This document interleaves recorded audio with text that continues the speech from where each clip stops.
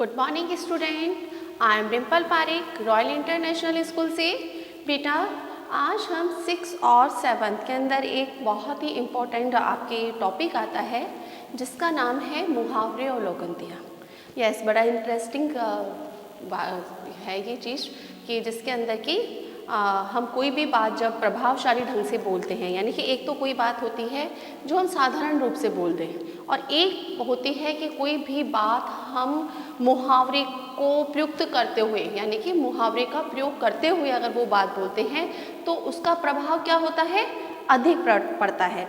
जैसे कि मैंने बोला कि वह बच्चा फेल हो गया, तो अगर मैं यही बात बोलूं कि वह बच्चा फेल हो गया, अब उसकी आंखें खुल गई, तो उसका प्रभाव क्या होगा, ज़्यादा पड़ेगा। यानी कि मैंने वो बात तो कह दी लेकिन साथ ही साथ मेरी बात का जो प्रभाव है वह अधिक पड़ा। तो कहने का अभिप्राय क्या है कि मुहावरा क्या है, जिससे कि वाक्य के अंदर क्या हो जाता है, आकर्षण पैदा हो जाता है। देखिए, अपन सामान्य रूप से यदि मुहावरे और लोकंती की डेफिनेशन देखते हैं तो वह आएगी, पहली तो है अपन मुहावरे की देख लेते हैं, अपन मुहावरे के बारे में जानकारी ले लेते हैं। देखिए, वाक्य का ऐसा अंश यानी कि भाग, अंश का मतलब क्या होता है, भाग, जो सामान्य अर्थ से अलग एक विशेष अर्थ प्रकट करे उसे मुहावरा कहते हैं। यानी वाक्य तो वो ही है लेकिन कोई अंश यानी कि कोई भाग उसका क्या करे, विशेष अर्थ प्रकट करे, यानी कि कुछ अलग से अर्थ उसका प्रकट हो, उसे ही क्या कहा जाएगा, मुहावरा कहा जाएगा। तो मुहावरा जो है वह क्या है, बात को आकर्षित रूप से कहने का जो तरीका होता है वही क्या है, मुहावरा कहा जाता है।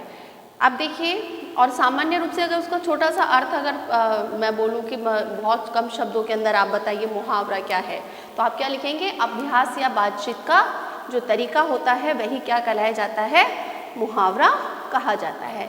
तो आज अपन मुहावरे और लोकंतियों के बारे में चर्चा करेंगे, बहुत इंटरेस्टिंग है। आपने पढ़ा होगा और आप भी सामान्य रूप से जब भी बेटा किसी से बातचीत करते हैं तो कई बार अनायास ही या हम मुहावरों का और लोकंतियों का प्रयोग करते हैं। तो आज आपकी ग्रामर के अंदर बेटा आपके पास में, सबके पास में आपने ग्रामर वाली बुक खरीद ली होगी। 6-7 की करीबन सेम सी है, कुछ विशेष अंतर नहीं है। तो और ये जो टॉपिक है अपना लोकंतिया और मुहावरा वो 6-7 दोनों में ही है। 6-7 क्या बेटा, 9, 10, 11, 12 एक तरीके से कॉमन टॉपिक है ये, कि आपके समझ लीजिए फर्स्ट से लेके और 12 तक हमेशा आता है ये। तो आज अपन थोड़ा सा इसके बारे में जानकारी लेते हैं। लेसन नंबर 19 है आपका ये, जिसके अंदर मुहावरे और लोकंतियाँ दे रखी हैं। अब बेटा मुहावरे लोकंतियाँ तो आप समझते हैं ये होता है, लेकिन बेटा इसके अंदर कुछ अंतर होते हैं। मुहावरा अलग चीज़ होती है और लोकंती अलग चीज़ होती है। लोकंती क्या होती है, मुहावरा तो समझ में आ गया आपके। लोकंती बेटा क्या होती है, स्वतंत्र रूप से प्रयुक्त होने वाली लोगों के द्वारा कही गई उक्ति ही क्या कहती है, लोकंती कहलाती है। अर्थात स्वतंत्र रूप से, यानी कि इसके लिए किसी वाक्य की इत्यादि चीज़ों की आवश्यकता नहीं होती, ये क्या है, स्वतंत्र रूप से कही जाती है। इसके लिए इसको किसी भाषा के बंधन में बांधने की आवश्यकता नहीं होती है। तो ये तो हो गई अपनी दोनों की डेफिनेशन। अब बेटा अपन एक बार इन दोनों में अंतर भी देख लेते हैं, फिर अपन मुहावरे और लोकंतियों के बारे में जानकारी लेंगे। और भी पहले अपन इन दोनों में कुछ अंतर है। क्या अंतर है, देखिए, मुहावरा जो होता है, मुहावरा अपने मूल अर्थ को छोड़ देता है। यानी कि जब मुहावरा बोला जाता है, जब हम मुहावरे कोई भी वाक्य को हम मुहावरा लगाकर बोलते हैं तो उसका मूल अर्थ क्या हो जाता है, एक तरीके से वह अपने मूल अर्थ को पूर्ण रूप से छोड़ देता है और वाक्य में प्रयुक्त होने पर इसका अर्थ बदल जाता है। अर्थात जब वाक्य के साथ में हम किसी मुहावरे का प्रयोग करते हैं तो उसका अर्थ क्या हो जाता है, बिल्कुल चेंज हो जाता है, बिल्कुल पृथक हो जाता है, बिल्कुल अलग हो जाता है। क्लियर बेटा। दूसरा है, इसका पूर्ण रूप से स्वतंत्र प्रयोग नहीं किया जा सकता, कि मुहावरे का जो प्रयोग है ना, हम पूर्ण रूप से, लोकंती का प्रयोग तो क्या है, बिल्कुल स्वतंत्र रूप से होता है, इसके लिए किसी को बंधन में या शब्दों में बांधने की उसको आवश्यकता नहीं है। लेकिन मुहावरा जो है वह मुहावरा क्या नहीं होता है, पूर्ण रूप से स्वतंत्र इसका प्रयोग, यानी कि बिल्कुल स्वतंत्र रूप से हम इसका प्रयोग नहीं कर सकते हैं। इसके अलावा और भी बहुत सारे देखिए इसमें आपके दे रखे हैं, आपने अगर ध्यान से पढ़ेंगे तो आपके पेज नंबर 200 है, उसमें देखिए कुछ आपके इसमें मुहावरे के जो है ना अंतर, मुहावरे और लोकंतियों में अंतर, उसके बारे में बताया गया है। देखिए मैं एक बार पढ़ देती हूँ जिससे आपको भली प्रकार से समझ में आ जाएगा और उसको समझा भी देती हूँ। मुहावरा भाषा को प्रभावशाली, सुंदर व सशक्त बनाता है। ये सब जानते हैं अपन कि जो मुहावरा होता है वह भाषा को क्या बनाता है, मजबूत बनाता है, सशक्त बनाता है और सुंदर और प्रभावशाली और आकर्षित बनाता है। यानी कोई भी बात हमें सुनने में क्या लगती है, अच्छी लगती है। वे अपने शब्दार्थ से अलग एक विशेष अर्थ देते हैं। यानी कि जो मुहावरे होते हैं वे अपने शब्दार्थ से क्या होते हैं, एक विशेषी अर्थ में प्रयोग में लाते हैं हम, या विशेषी अर्थ में देते हैं। वे स्वयं वाक्य न होकर वाक्य का एक अंश, अभी बताया मैंने कि वह वाक्य का क्या होता है, वह स्वयं वाक्य नहीं होते हैं, उस वाक्य का क्या होता है, एक वो अंश होते हैं, अर्थात वाक्यांश होते हैं। वाक्यांश यानी कि पूरा जो वाक्य है वाक्यांश का कोई एक छोटा सा अंश होते हैं। यानी कि वाक्य तो पूरा कहा जाएगा लेकिन वाक्य के बीच के अंदर उस मुहावरे का प्रयोग किया जाएगा।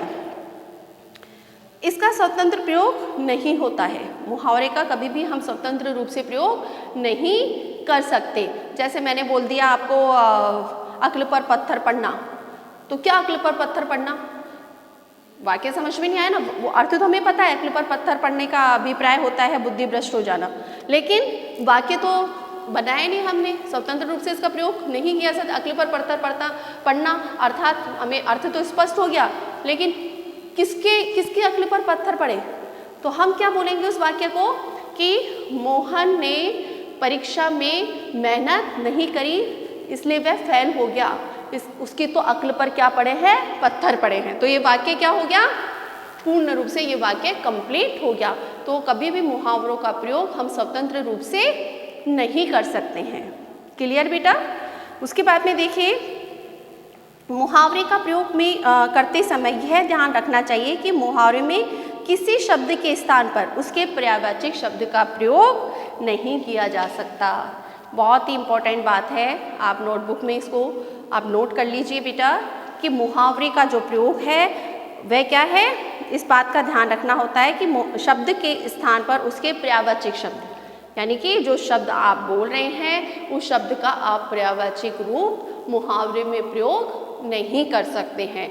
अगर आपने उसका पर्यायवाचिक रूप लिखा तो वह वाक्य पूर्ण रूप से क्या हो जाएगा बेटा, रॉन्ग, दिस इज रॉन्ग वाक्य हो जाता है, वो गलत वाक्य हो जाता है। इसलिए कभी भी मुहावरों के बीच के अंदर हमें उन शब्दों के पर्यायवाची शब्दों का प्रयोग नहीं करना है।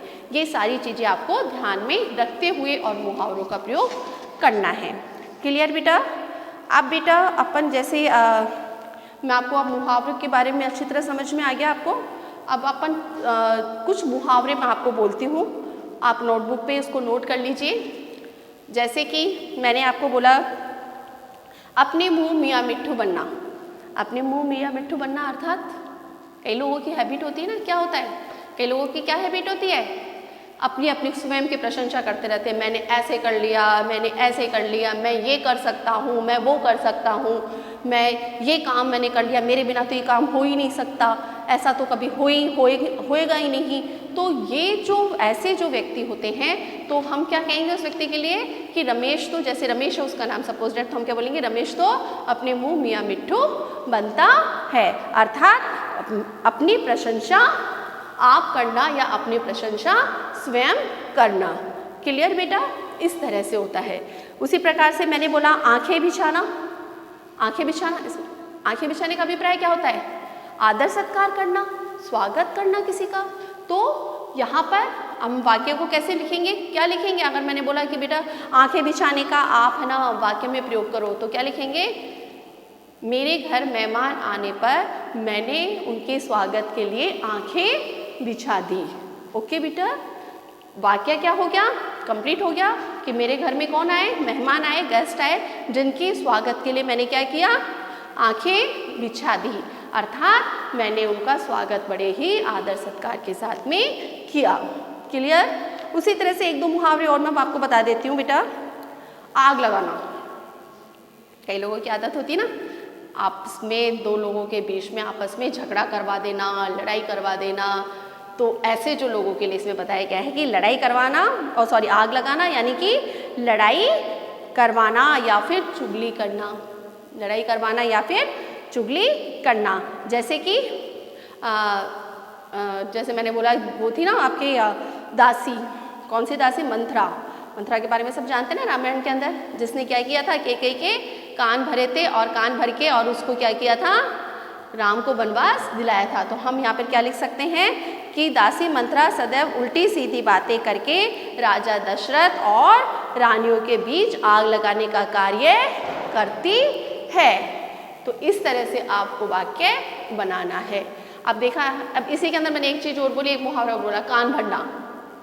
कान भरना यानी कि इसी का ही हो जाएगा उसमें, कान भरना यानी कि किसी की चुगली करना, कान भरना किसी की चुगली करना। ये भी आप जो मैंने अभी वाक्य बताया ना, इस वाक्य को आप चुगली भरने में भी कर सकते हैं, या फिर आप और कोई भी वाक्य अपनी मर्जी से लिख सकते हैं। वाक्य बनाना तो बेटा मैंने आपको कई बार क्लास में बहुत अच्छी तरह से समझाया है, तो आई होप आपको ये वाक्य बनाने अच्छी तरह से आते होंगे। उसी प्रकार से एक चीज़ और देख लीजिए, आकाश से बातें करना। आकाश से बातें करना ये नहीं कि आकाश में ऊपर छत पे चले गए और ऊपर छत पे जाके अपना आसमान से बातें कर रहे हैं, आकाश से बातें कर रहे हैं, नहीं। इसका अर्थ क्या होगा? आकाश से बातें होना, बहुत ऊंचा होना। आकाश से बातें करना अर्थात बहुत ऊंचा होना। कि महानगरों की, जैसे अपन एग्जाम्पल अपन दे सकते हैं कि महानगरों की या बड़े बड़े नगरों की इमारतें आकाश छूती हुई है या आकाश छूती है। क्लियर बेटा? चलिए बेटा, ये मुहावरे आपको आई होप समझ में आ गए होंगे, अपन काफ़ी टाइम से इसको समझ रहे हैं। अब अपन देखते हैं लोकंतियाँ। दूसरा अपन देते हैं लोकंतियाँ। लोकंतियाँ क्या होती है? मुहावरे और लोकंतियाँ में बेटा अपन कई बार आप लोग सोचते हैं कि मैडम मुहावरा लोकंतियाँ कहने की तो एक ही चीज़ है ना। नहीं बेटा, उन दोनों में क्या होता है? अंतर होता है। लोकंतियाँ क्या होती है? लोगों द्वारा कही गई उक्तियाँ ही क्या कहलाती है? लोकंतियाँ। कि लोगों के द्वारा कही गई जो बात होती है या फिर उनके द्वारा कोई उदाहरण सहित कोई उक्तियाँ जो कही जाती है, वही क्या कहलाती है बेटा? लोकंतियाँ कही जाती है। वे स्वयं में ही क्या हो जाती है? पूरा वाक्य हो जाती है। उसके लिए और किसी वाक्य को लगाने की हमें आवश्यकता नहीं होती है। वह लोकंती ही अपने आप में क्या है? पूरा वाक्य हो जाती है। जैसे मैंने बताया था ना अभी ये रहा कि स्वतंत्र रूप से प्रयुक्त होने वाली लोगों के द्वारा कही गई उक्ति ही लोकंतियाँ कहलाती है ना। बताया था ना मैंने भी कि उसके लिए किसी वाक्य की आवश्यकता नहीं पड़ती, उसके लिए बस स्वतंत्र रूप से ही स्वयं ही क्या है? पूरा वाक्य होती है। मुहावरे तो क्या होता है? मुहावरे में तो वाक्य का प्रयोग करना आवश्यक होता है, लेकिन लोकंतिय तो क्या है? स्वयं में ही क्या है? पूरा वाक्य होता है। इसके लिए देखिए मैं थोड़ा सा इसके अंदर बोल देती हूँ, लोकंतियाँ मुहावरे की बाबत अपने मूल अर्थ को नहीं छोड़ती। वो मैंने अभी आपको ये बता दिया था दोनों के अंदर अंतर कि लोकंतियाँ मुहावरे की भांति अपने मूल अर्थ को नहीं छोड़ती। मुहावरे तो मूल अर्थ को छोड़ देते हैं, लेकिन ये नहीं छोड़ती है और वाक्य में प्रयुक्त होने पर भी इसका अर्थ ऐसे का वैसा बना हुआ रहता है और साथ ही साथ इसका जो प्रयोग है वह स्वतंत्र रूप से किया जाता है और सामान्य जीवन के आधार पर बनती है। किसके लिए बनती, कैसे बनती है लोकंतियाँ? हमारा जो जीवन है, सामाजिक जीवन है, उस सामाजिक जीवन के आधार पर लोकंतियाँ क्या होती है? बनती है।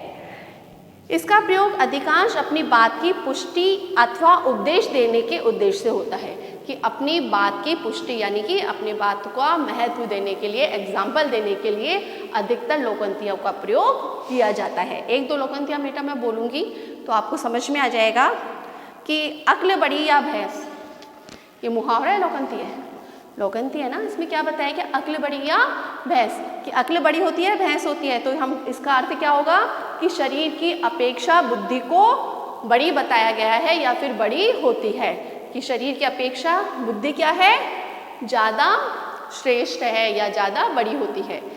दिखने में तो शरीर बड़ा है, बुद्धि तो जरा सी है, लेकिन बुद्धि के बिना क्या है? हम बेकार है, कोई काम के नहीं है। तो समझ में आ गई ये वाली चीज़। वाक्य में प्रयोग आप अपने मर्जी से कर ही लेंगे। आगे है अंधों में काना राजा। अंधों में काना राजा यानी कि क्या होगा? अंधों में काना राजा, यानी कि गुणहीन लोगों में थोड़े गुणों वाला व्यक्ति क्या हो जाता है? श्रेष्ठ माना जाता है या फिर गुणवान माना जाता है। कि सारे तो क्या है? सारे के सारे मूर्ख है, और मूर्खों के बीच के अंदर एक अक्लमंद या फिर थोड़ा पढ़ा लिखा या थोड़ा ज्ञानी चला जाए तो सारे मूर्ख उसको क्या मानेंगे कि भाई ये तो बड़ा ही क्या है? ज्ञानी है। तो समझ में आ गया? अंधों में काना राजा, अर्थात क्या हो गया कि कम गुणवानों में यानी कि गुणहीन लोगों में थोड़े गुणों वाला व्यक्ति क्या होता है? गुणवान कहलाया जाता है।